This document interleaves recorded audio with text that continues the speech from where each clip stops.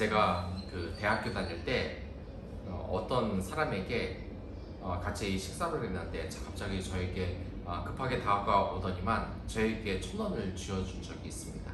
그러자 저는 이게 무슨 돈이냐고 하니까 한 1년 전, 한 달 전쯤에 이 돈을 저에게 빌렸다는 겁니다. 그러고서 이 돈을 단단히 쥐어주는데 거기 있는 사람들 모두 웃는 겁니다. 뭐 1,000원짜리를 그렇게 갚기를 하냐, 그냥 돈 쓴 걸로 하면 되지 않냐라고 하면서 웃었던 겁니다. 저도 웃었지만 그 사람의 말이 늦춰지지가 않습니다. 그 형은 저에게 아무리 그래도 내가 빌린 돈이잖아 라고 말을 하는 것이었습니다. 나중에 생각을 해보니까 그 말을 한 내 1,000원을 갚아준 그 사람에게 저는 어느 순간 신뢰를 보낼 수가 있었습니다. 이 세상에서 다른 사람을 믿는다는 것이 얼마나 힘든 일입니까? 그런데 그렇게 내가 신용할 수 있는 사람, 믿을 수 있는 사람은 과거의 기억을 계속 가지고 있는 사람입니다. 저는 이 사회생활을 하면서 제가 정말 반성한 부분인데 이 사회생활을 하다 보면은 여러 가지 경조사가 있기 마련입니다. 그 경조사가 있다 보면 현금이 없기 때문에 주변 사람에게 3만 원, 5만 원 돈을 빌리는데 그 사실을 계속 까먹고 잊어버린 적이 많다는 겁니다. 그래서 일주일 있다가 형이 갚어 임마 하면 그때 돈을 갚으면서 얼마나 미안한지 정말 사죄를 많이 했던 기억이 있었습니다. 인간된 도리로서는 과거의 은혜를 받았으면 그것을 갚는 것이 당연히 사람의 도리라고 할 수 있었습니다. 오늘의 말씀에서 나발이 나오는데 이 나발은 바로 이 히브리어로 어리석다라는 뜻을 가지고 있습니다. 나발은 지금도 어리석은 일을 행하고 있습니다. 다윗은 지금 사울에게 쫓겨서 배고픔으로 또한 먹을 것이 없는 이러한 위기 속에서 나발에게 먹을 것을 요구합니다. 이 요절만 보면 다윗이 왜 나발에게 이런 구걸을 하는가라고 생각을 할지 모르겠지만 실상은 전혀 그렇지 않다는 것입니다. 다윗이 이런 말을 한 것은 그 다윗이 군대 장관이었고 또한 그 군대의 치안을 담당하는 사람이었기 때문에 그 당시 이 목자들이 제대로 먹고 살 수 있으려면은 다윗과 같은 군인들이 아주 정성껏 이 양들의 생명을 보살펴야 했기 때문에 다윗의 요구는 아주 당연한 것이었고 그 당시 사람들도 모두 알고 있었던 것입니다. 하지만 이 나발은 이름 그대로 어리석은 사람인 것처럼 이 다윗을 거렁뱅이 취급하고 거지 취급하면서 내 돈 한 푼도 줄 수 없다, 음식에 조금도 줄 수 없다고 아주 배은망덕한 말을 한다는 것입니다. 그래서 이 다윗은 어떻게 생각하냐, 이 나발을 결국 칼로 그 종들도 모두 죽여서 그들의 대가를 받게 한다고 하는 것입니다. 그래서 이 나발은 아주 큰 위기에 빠졌다는 것입니다. 우리가 이 세상을 살면가면서 가장 중요한 것이 무엇이냐면 은혜를 기억한다는 것입니다. 만약 부모의 은혜를 모르고 이 세상을 살아간다면 그 자식이 이 세상으로부터 또한 하나님으로부터 정당하게 서서 나는 죄가 없다고 말을 할 수 있겠습니까? 또한 이 나발은 이 다윗을 모욕하기까지도 했습니다. 다윗이 누구며 이세리의 아들은 누구냐? 이스라엘 당시에 이 다윗을 모를 리가 있겠습니까? 다윗이 어떤 사람이었습니까? 백전백승이 아니라 천전천승을 한 아주 위대한 군대 장관이었고 그가 이스라엘 사람들로부터 많은 존경을 받으리라는 것을 다 알고 있었지만 이 나발은 어리석음으로 이 다윗을 조롱하게 됩니다.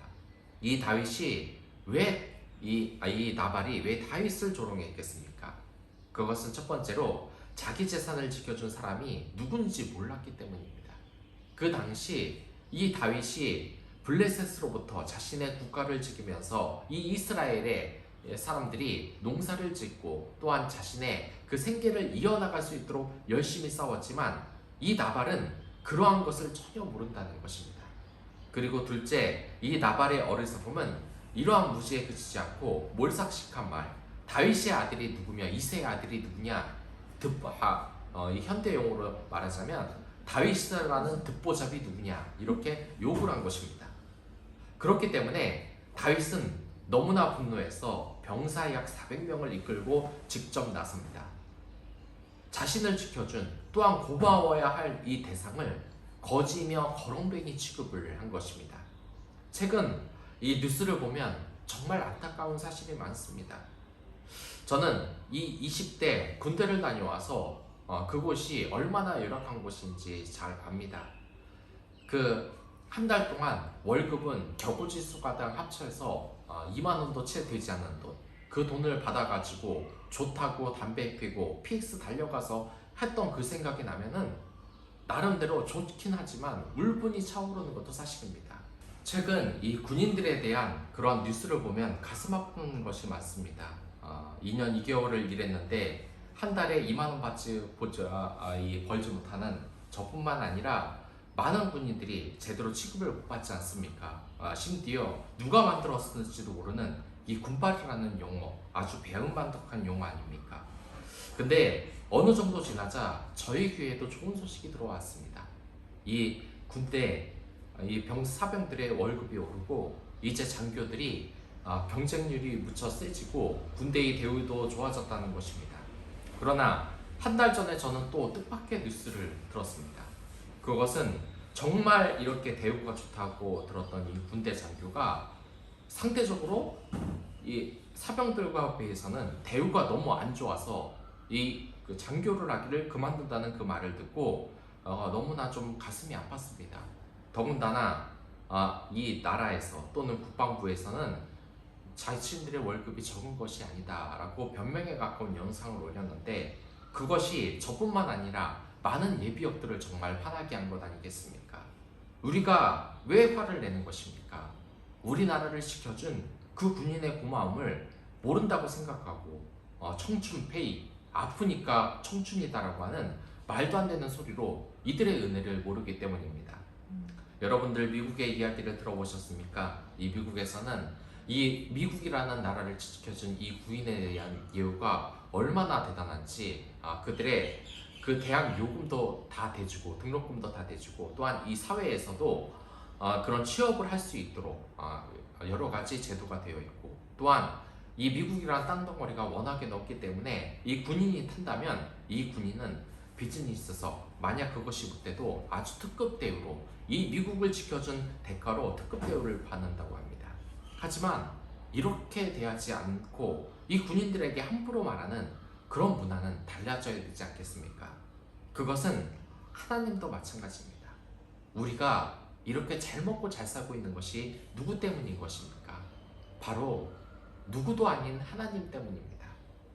하지만 우리는 살아가면서 이 하나님의 은혜를 어느 순간 잊어버리고 말았습니다. 제가 지금 이 태국에 있는데 이 태국에서는 여러 신상을 섬기고 있습니다. 물론 이들이 좋은 사람이고 정말 마음에 들고 제가 정이 든 사람들도 몇 명 있지만 근본적으로 우리 인간처럼 이 사람들도 진짜 신이 누군지 잊고 있는 겁니다. 그래서 여러 가지 이 사원이나 문화체험을 하기 위해서 가보면은 이 부처뿐만이 아니라 우리가 먹는 닭 또는 공작새, 코끼리 여러 가지 그러한 우상들이 섬겨져 있는 모습을 보게 된다는 것입니다. 오늘의 말씀은 바로 이것을 말하고 있는 것입니다. 우리가 이렇게 하루하루 잘 살고 먹고 있는 것이 무엇 때문입니까? 그것은 예수님께서 우리를 위해서 십자가에 못 박혔기 때문 아닙니까? 그래서 우리는 하나님의 은혜를 알고 이제 구원받아 영원한 삶을 누릴 수 있는 그러한 복을 얻었습니다. 하지만 아쉽게도 정말 이 복에 대해서 제대로 아는 사람이 없습니다. 하나님의 이러한 놀라운 은혜에 감사하지 못할 때가 정말 많다는 것입니다. 사순절 기간은 단순한 사순절 기간이 아닙니다. 여러분들 이 기독교, 개신교와 카톨릭의 차이점을 아십니까? 카톨릭은 원래 이 개신교보다 먼저 있었는데 그 카톨릭교가 타락을 했습니다. 어떻게 타락을 했냐? 단순히 이렇게 목회자가 자신이 행실을 잘못해서 타락한 정도가 아니었습니다. 어느 정도였냐면 이 교황 또는 이 교회 권위자들이 성경을 뒤바꿀 수 있는 권위가 있기까지 했습니다. 그렇기 때문에 이들은 하나님의 뜻에 부합하지 못하는 아주 어리석은 행동을 많이 했습니다. 예수님의 그림을 그리고 또한 이 교회라는 큰 성정을 듣고 또한 여러 가지 성잔이다 또는 성의다라고 하는 여러 가지 게임 아이템 같은 걸 만들어 놓고서 수억에 허가하는 비싼 값으로 이것을 주고 받고 팔아버리는 전혀 하나님의 은혜와 무관한 그러한 것을 했습니다. 또한 말도 안 되는 면죄부를 판매한 것은 여러분들 모두 역사 시간에 들었던 것입니다.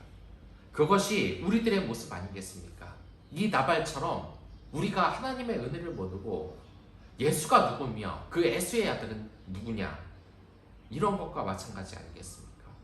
저는 이 유튜브를 보다가 깜짝 놀랐습니다. 어떤 이 가수가 이 교회에 성가대 복을 입고 노래를 부르는데 나는 크리스찬이다 하는데 욕을 붙여가면서 노래를 불렀던 것입니다. 그 말이 너무나 저질스러워서 상당히 놀랐습니다. 하지만 이 대중의 반응은 더 어떤지 아십니까? 그것을 보고 새롭고 놀랐다는 것입니다. 또한 어떤 드라마에서는 이 교회를 배경으로 목사님이 설교를 하고 있는데 여신도가 일부러 노출이 센 옷을 입고 가가지고 웃고 있는 그런 모습이 나왔던 적이 있습니다. 근데 그것을 보는 사람들 대부분 뭐라 그러는지 아십니까? 참 재밌는 드라마다, 참 기발차다라는 이야기를 한다는 것입니다.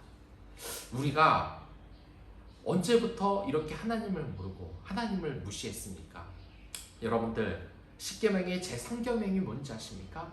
여호와의 이름을 망령되게 부르지 말라는 것입니다. 하지만 이 세상에 우리는 여호와를 망령되게 부르는 문화에 서서히 젖어들고 있습니다. 우리는 깨달아야 됩니다. 이 사순절 기간에 우리가 알아야 한다는 것입니다. 함께 이 사순절 기간에 예수님의 은혜를 한번 묵상해 보시기 바랍니다.